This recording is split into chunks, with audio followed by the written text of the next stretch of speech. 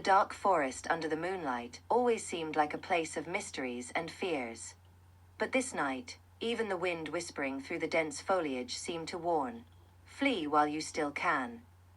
Julia, a young journalist from New York, had come to this remote village to write a story about local legends.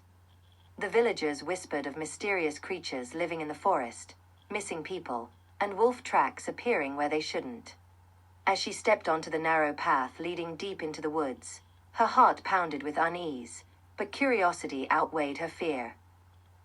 She had heard stories about Wolf Hill, a place where, according to rumors, a werewolf appeared on the full moon. The locals warned her to stay away, but Julia dismissed their warnings, confident the tales were mere folklore for tourists. She carried a flashlight and a notebook to document her impressions.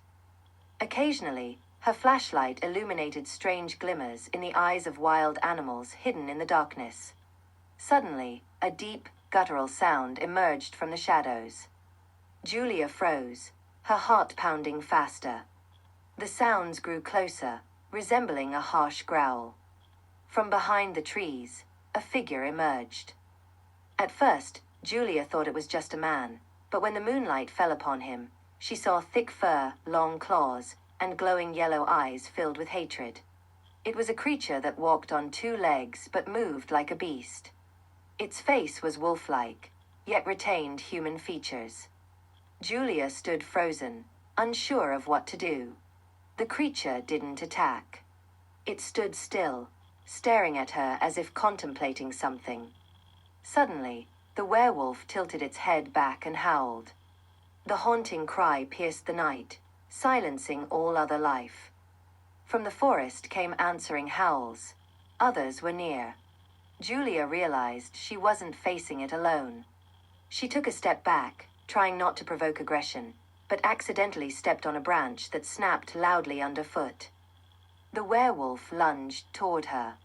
At that moment, survival instinct kicked in. Julia bolted.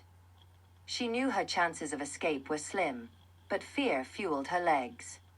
She ran as fast as she could, weaving between trees, desperate to lose her pursuers. Her breath was heavy, her heart pounding like a drum. She burst into a small clearing where an old, crumbling chapel stood. Its windows were boarded up, and the doors barely hung on their hinges. Julia darted inside, slamming the door shut behind her. She knew it was only a temporary refuge, but she had no other options.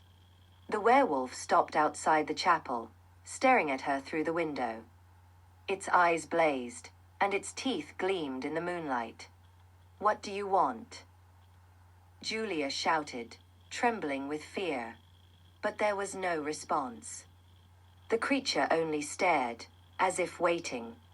Suddenly, she heard noises behind the chapel. Another creature appeared on the other side. Julia was trapped.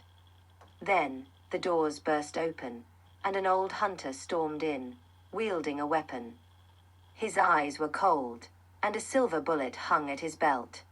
He shouted to Julia, "Hide behind me, quickly." The hunter didn't hesitate. He raised his rifle and fired at the first werewolf. The bullet struck its chest, and the creature collapsed with a chilling howl. The second creature charged at him, but the hunter was faster.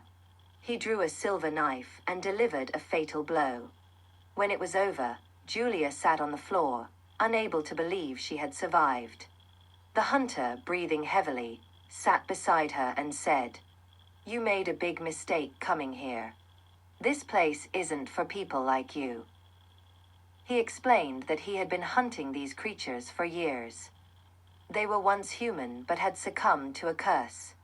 Julia listened, feeling a mix of fear and gratitude. At dawn, they left the chapel. The forest no longer seemed as terrifying, but Julia knew she would never return. She understood that some legends were better left unexplored.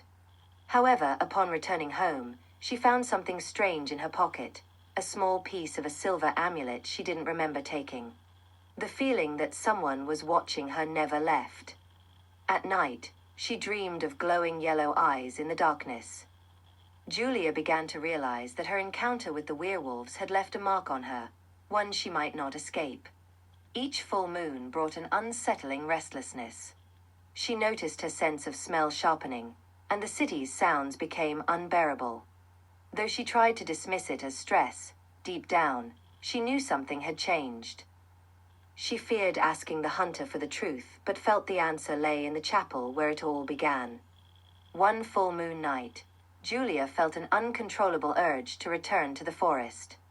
Her feet carried her forward, even when she tried to resist. The force pulling her was stronger than her will. She didn't know what awaited her, but sensed this was only the beginning of her own horror story. Pushing through the thick darkness, she ignored the crunching branches underfoot. Finally, she arrived at the chapel. It looked even more foreboding than she remembered. Inside, it was silent, but the feeling of being watched was overwhelming. On the chapel wall, she noticed a symbol similar to the one on her amulet. Her hand trembled as she touched it. At that moment, she heard a rustling behind her. Turning, she saw the hunter.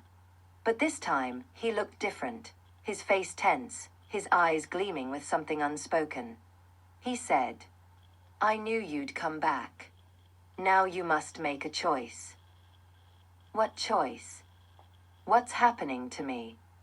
she asked, her voice shaking with fear. "You've already felt the changes. But can you accept it and live on, or will you leave this world forever?" He held a silver dagger, and his words were heavy with a dark fate. Julia knew these weren't empty words. Her future now depended on whether she could embrace what she was becoming and the role the chapel played in it. The story she had come to write had turned into the tale of her own curse. As dawn broke through the clouds, Julia, realizing she couldn't escape her fate, stepped toward the unknown. Her body was suffused with the warm glow of the moonstone she held. She embraced her new self, becoming someone who would unravel the curse further. The forest, once a source of fear, now felt like home, and the chapel, a starting point for a new legend. Julia took a step back, trying to maintain her composure. Her gaze settled on the silver dagger gleaming in the hunter's hand. Was she truly ready to accept his words as the truth? Her fingers instinctively brushed the amulet hanging around her neck, feeling the cold emanating from it, a chill that seemed to pierce her very soul. "What do you mean?" Her voice was calm, but her eyes betrayed her fear. "You already feel it, don't you?" The hunter stepped closer, his shadow stretching across the chapel walls. "Your heightened senses, the dreams, the instincts. This is no coincidence. You're becoming one of them." "I don't want this," Julia whispered, but her body seemed unwilling to obey. An invisible force pulled her toward the hunter, toward the dagger, toward the inevitable. The hunter sighed, a flicker of sadness crossing his face. "You still have a choice, Julia. Silver can stop it. But it's a painful path, and few dare to take it." She couldn't reply. Suddenly, the wind howled as though the forest itself had come alive. The chapel windows rattled, and moonlight spilled through the broken panes, illuminating the symbols on the walls. The amulet around Julia's neck began to pulse, her heartbeat aligning with its rhythm. "What are you hiding from me?" She looked up at the hunter, her voice laced with newfound determination. "You knew this would happen. Why didn't you stop me?" "Because it's your destiny, Julia," he said quietly. "I could only give you a chance. The rest is up to you." The chapel doors burst open with a loud crack, and a rush of cold air swept through the room. Shadows appeared in the darkness beyond the threshold. They were there, creatures whose yellow eyes glowed like embers. Their figures were tall, distorted, and every movement exuded primal wildness. They stood silently, as though waiting for something. Julia felt something primal stir within her, an untamed force awakening in every cell. It was like a spark igniting her very being. Her breath quickened, and her skin began to tingle as if something beneath it was struggling to emerge. "They've come for you," the hunter said. "But you can stop this now. Take the dagger." She couldn't tear her eyes away from the shadows at the door. Her body no longer felt like her own, and her mind fought for every fragment of control. Julia took another step back, feeling the cold stone wall against her spine. "The choice is yours," the hunter said, extending the dagger toward her. Julia reached out, but just as her fingers brushed the hilt, a voice echoed from the darkness. It was deep, resonant, and filled with ancient power. "Do not fear us, Julia," the voice said. "You are one of us. You have always been one of us." The words struck her like a bolt of lightning. Her heart pounded so fiercely that she could feel each beat reverberating through her chest. Thoughts raced in her mind. Who was she now? What was she meant to do? And could she ever return to who she once was? The hunter, noticing the hesitation in her eyes, dropped the dagger at her feet. "This is your chance, Julia. You can end it right now." But Julia didn't pick up the weapon. She stepped toward the door, where the creatures stood. Her eyes met theirs, and instead of fear, she felt an odd sense of peace. Their world called to her, promising freedom, power, and a new life. The hunter lowered his head as if accepting her decision. "This is not the path you wanted to take," he murmured. "But I cannot stop you." Julia crossed the threshold, and the shadows enveloped her. The moonlight grew brighter, and her body seemed to transform. She felt a surge of energy, an overwhelming strength coursing through her with every movement. This was not the end of her story, but the beginning.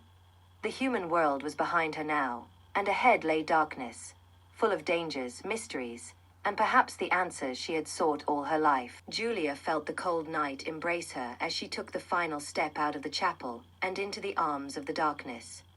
Her body was changing. Her skin grew more sensitive to every whisper of the wind, and her sharpened senses caught scents she had never noticed before.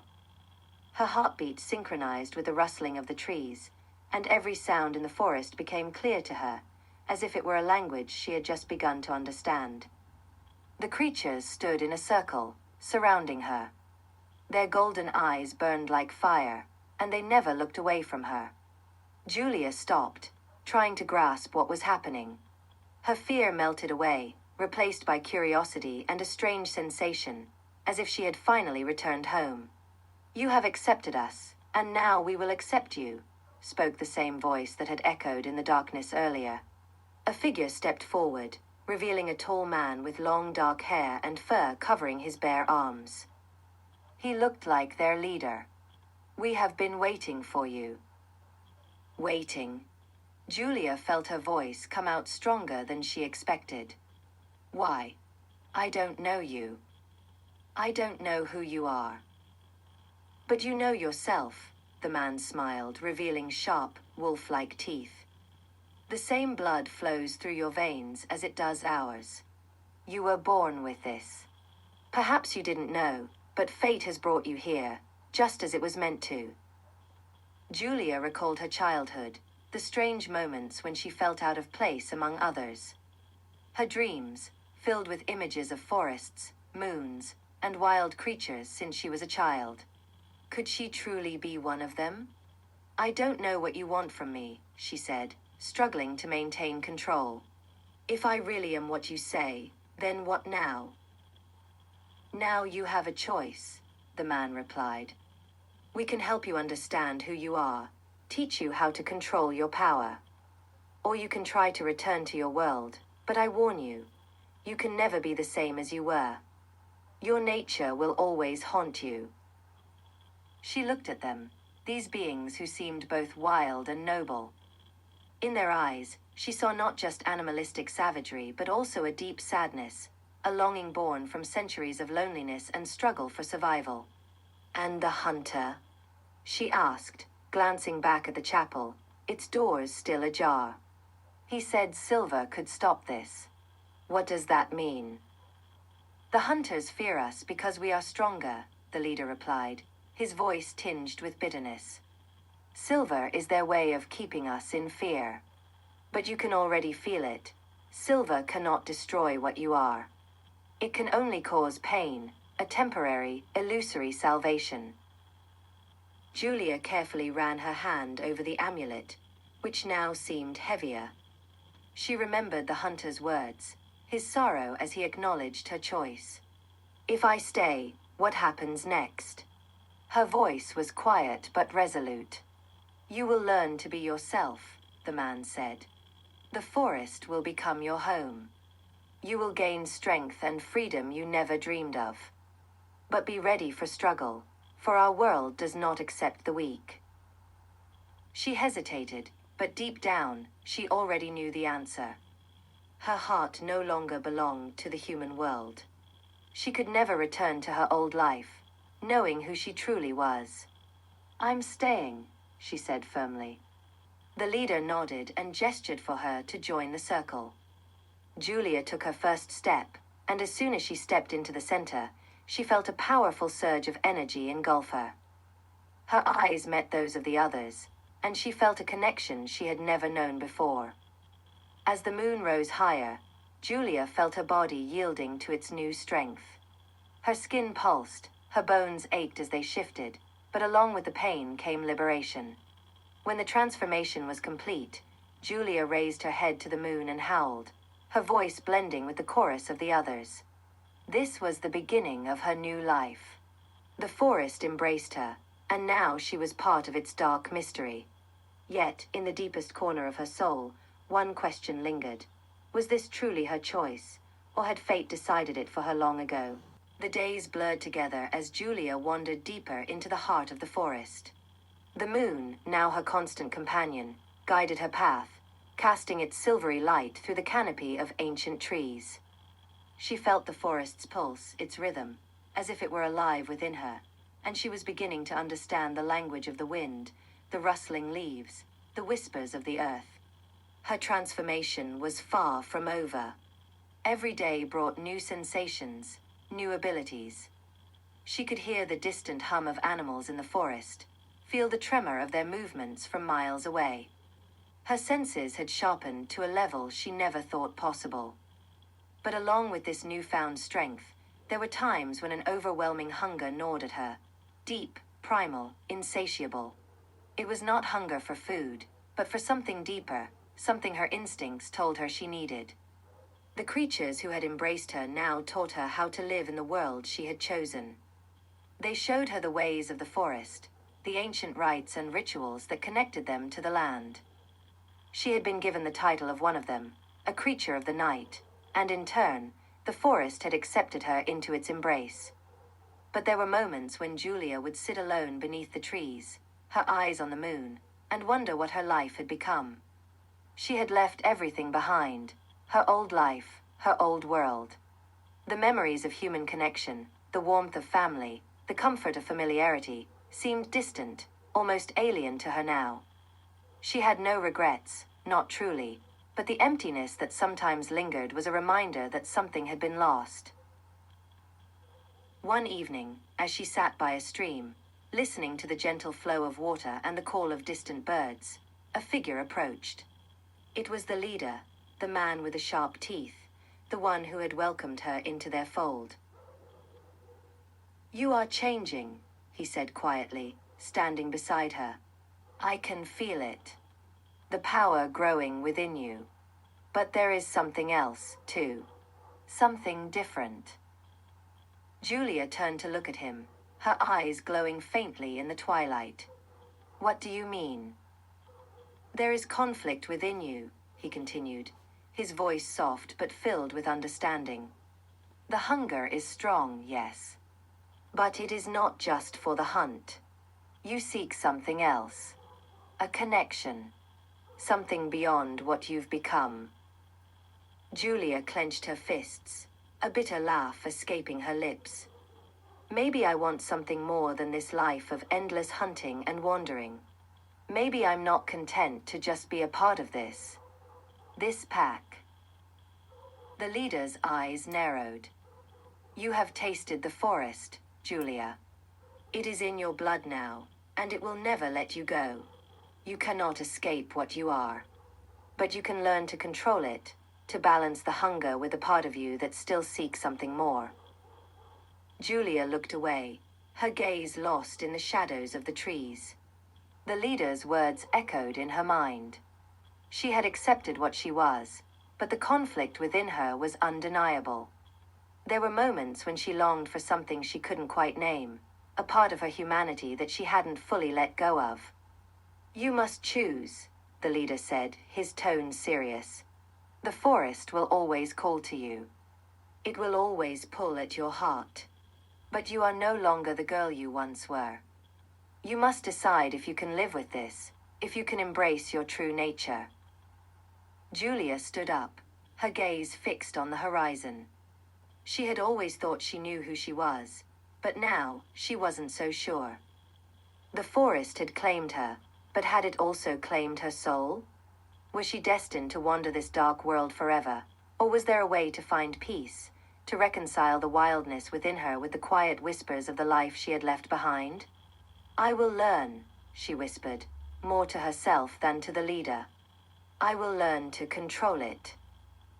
And with that, she stepped away from the stream, deeper into the forest, where the trees seemed to open up before her. Her journey was far from over.